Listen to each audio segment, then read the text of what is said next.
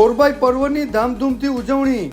દીવના બિલેશ્વર મહાદેવ મંદિરમાં સાંજે ગોરબાઈનું પર્વ કુંવારી કન્યાઓ દ્વારા ઉજવવામાં આવ્યું, જેમાં પાર્વતીજી એટલે ગૌરી માતાનું પૂજન થયું। સાંજે બિલેશ્વર મહાદેવ મંદિરમાંથી ગોતૈયરો લઈને દીવમાં જલારામ મંદિર પાસે ધામધૂમથી લઈ જવામાં આવ્યા।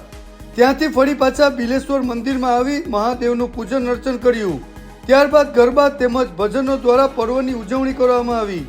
આ પર્વનો મુખ્ય ઉદ્દેશ કુંવારી કન્યાઓ સારા પતિ અને પતિના લાંબા આયુષ્ય માટે કરે છે। હવે સોમવારે પર્વની ઉજવણીમાં માતાજીને ઈંડોને ચડાવ્યા બાદ મહાઆરતી કરવામાં આવશે। પ્રાચીન વાયકા મુજબ ગૌરી માતા જ્યારે કુંવારા હતા ત્યારે શંકર ભગવાનને પ્રાપ્ત કરવા માટે અથાગ પ્રયત્નો કરેલા। આ જ રીતે કુંવારી કન્યાઓ સારા પતિ મેળવવા માટે વ્રત અને પર્વ ઉજવે છે। આજના પર્વની ઉજવણીમાં મોટી સંખ્યામાં મહિલાઓ હાજર રહી અને પર્વની ઉજવણી કરી।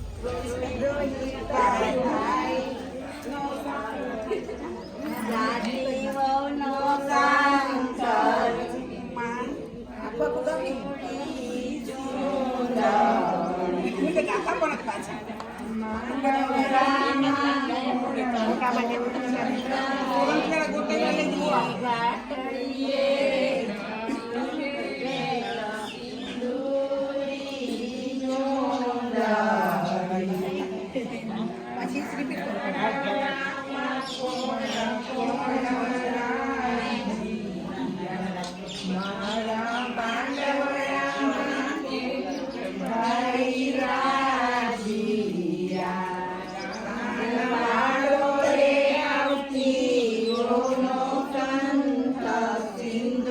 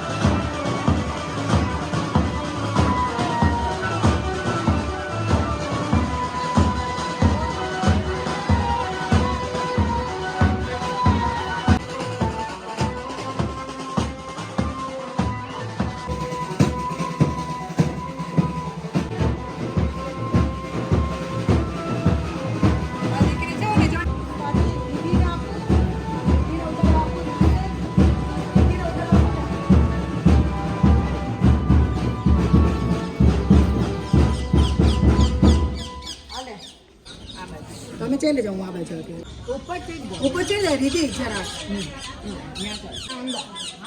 હા તો આ તો આગળ આપતી ને ની લાંબી છે એટલે તું તો તારે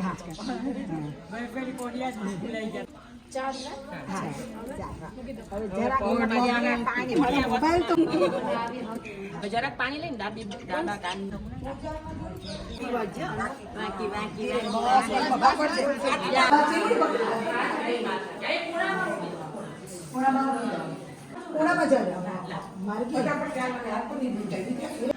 જય ગૌરમાં. તો આજે અમે અહીંયા બધા ભેગા થયા છે ગૌરમા માટે, જેને આપણે ગૌરી માતા પણ કહીએ છીએ, શિવજીના પત્ની. આપણે બધાને ખબર છે કે ગૌરી માતાએ કેટલા વ્રત કર્યા હતા, કેટલી તપસ્યા કરી હતી શિવજી માટે. તો અમે આ જે ઉત્સવ છે એ 16 દિવસ ઉજવીએ છીએ, જેમાં કુંવારી છોકરીઓ અને જે નવવિવાહિત છોકરીઓ હોય છે તે ગૌરી માતાની પૂજા કરે છે. આજે અમાસના દિવસે અમારે ગૌરી માતાનો ગોતૈડો હોય છે, જે ગોતૈડો જલારામ મંદિરથી લઈને આપણે બિલેશ્વર મંદિર સુધી અમે લાવીએ છીએ. આજથી 2 દિવસ પહેલાં અમે ગૌરી માતાના માંડવા પણ પાડેલા હતા, ગૌરી માતાનું વેસવાળ પણ કરેલું હતું, જે આપણે લગ્નમાં મોસ્ટલી કરતા હોય છે એવી રીતે એની વિધિ હોય છે. આજથી 2 દિવસ પછી એટલે કે સોમવારે ગૌરી માતાને આપણે હિંડોળામાં બેસાડશું અને પછી આ બધા લોકો જે છે એ ગૌરી માતાને ફાફડા ચડાવે છે અને તેમજ ખાજલી પણ ચડાવતા હોય છે. ત્યારબાદ ગૌરી માતાનું જાગરણ પણ થાય છે અને સોમવારે સવારે બધી જ કન્યાઓ જે છે એ ગૌરી માતાને ગળા પૂજન પણ કરે છે. તો આ જ રીતે આપણે આ ગૌરી પૂજન જે છે એ ખૂબ જ ઉત્સાહપૂર્વક, આનંદપૂર્વક અને ધામધૂમથી ઉજવીએ છીએ. જય ગૌરમાં.